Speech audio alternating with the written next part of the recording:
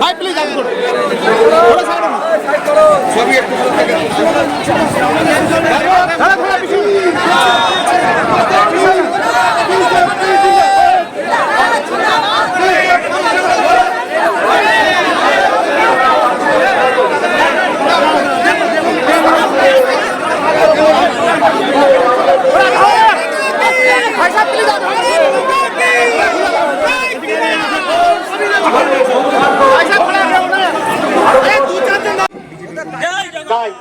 ও স্বপ্ন পূরণ করতে দেবে না বাংলার মানুষ। বাঙালির একটা আত্মসম্মান আছে, তারা জাগরণ ঘটেছে।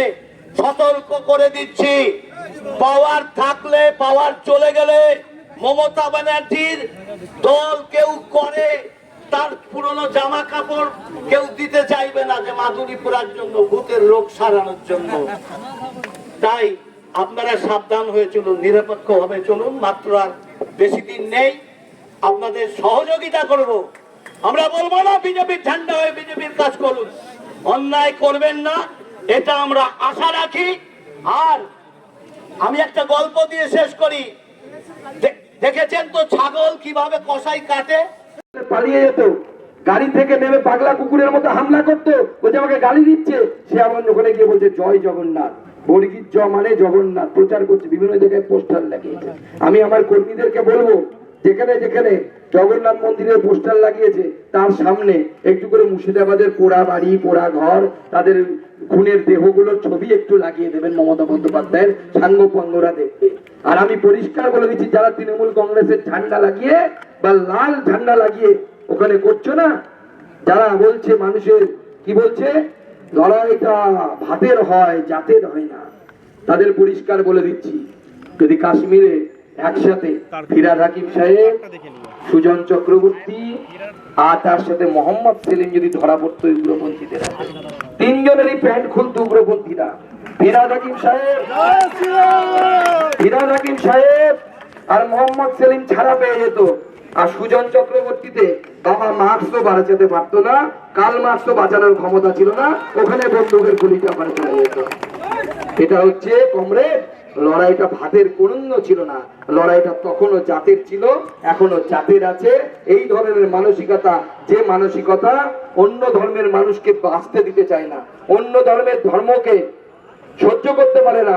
আইএস এর ওখানে গেলে দেখবেন, আইএস এর নাম শুনেছেন তো, বাচ্চারা এরকম করে, এরকম করবে, এরকম করবে। ওয়ান রিলিজিয়ান, ওয়ান বুক, ওয়ান গড, এইটাই সিম্বল। সবসময় এরকম এক অ্যাকাউন্ট দেখাবে, আর আপনাকে দেখলেই এরকম, মানে আপনি যদি কাফের হন আপনার গলা কাটা যাবে। এই যে চিন্তা ভাবনা, ভারতীয় জনতা পার্টি এই চিন্তা ভাবনার বিরোধী। আমরা 100 বার বলবো, আমরা 100 বার ফেসবুকে লিখবো। আমরা যদি মিথ্যে কথা বলে থাকি তাহলে পরে আমাদেরকে শোকজ করুন, কিন্তু 5000 টাকা করে ফাইন লাগানোর কাজ করছে বলে আমরা শুনতে পাচ্ছি। আমরা কিন্তু হাইকোর্টে গিয়ে সেই অফিসারকে গিয়ে ক্ষমা চাওয়াবো, প্রয়োজনে তার ভর্তি খোলানোর ব্যবস্থা আমরা হাইকোর্ট থেকে করবো। আমরা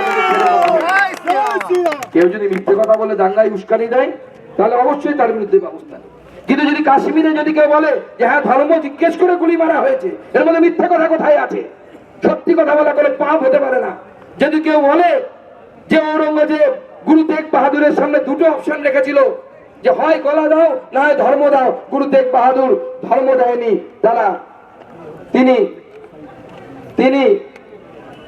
তার ধর্ম না দিয়ে গলা দিয়েছে। এখনো দিল্লিতে চলুন, শীষগঞ্জ গুরুদুয়ারা আছে, গলাটা ওইখানে কাটানো হয়েছিল। শীষ মানে মাথা, সেই থেকে সেই গুরুদুয়ারার নাম হয়ে গেছে শীষগঞ্জ।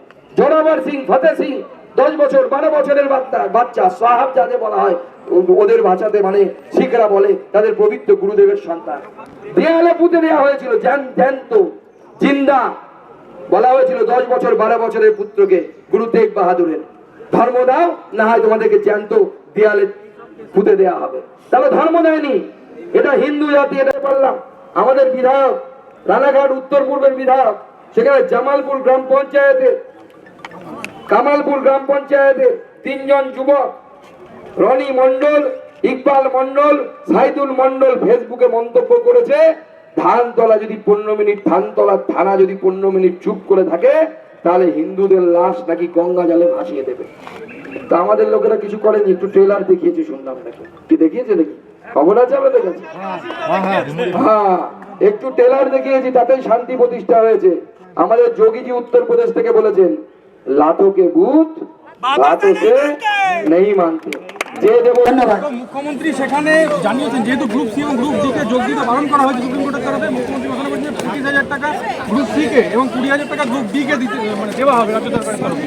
এই বিষয়টা নিয়ে কি বলতে? দেখুন, সুপ্রিম কোর্টের রায় যেখানে আছে সেক্ষেত্রে দিকে এইরকম ভাতা উনি দিচ্ছেন, সেটা আমার মনে হয় আগামী দিনে আবার আইনি জটিলতার কোনো কারণ না হয়ে যায়। যদি ভাতা দিতে হয় সুপ্রিম কোর্টের সাথে কথা বলে দেওয়া উচিত। এবং তার থেকেও বড় কথা যে এদের অনেকের বিরুদ্ধে অভিযোগ আছে, তারা অবৈধ, সবাই নয় কিন্তু অনেকে অবৈধ। অবৈধ লোকেদেরকে যদি টাকা দিতে হয় উনি দলের অ্যাকাউন্ট থেকে দিন, রাজ্য সরকারের টাকা মানে ট্যাক্সের টাকা, ওনার পৈতৃক সম্পত্তি তো নয়।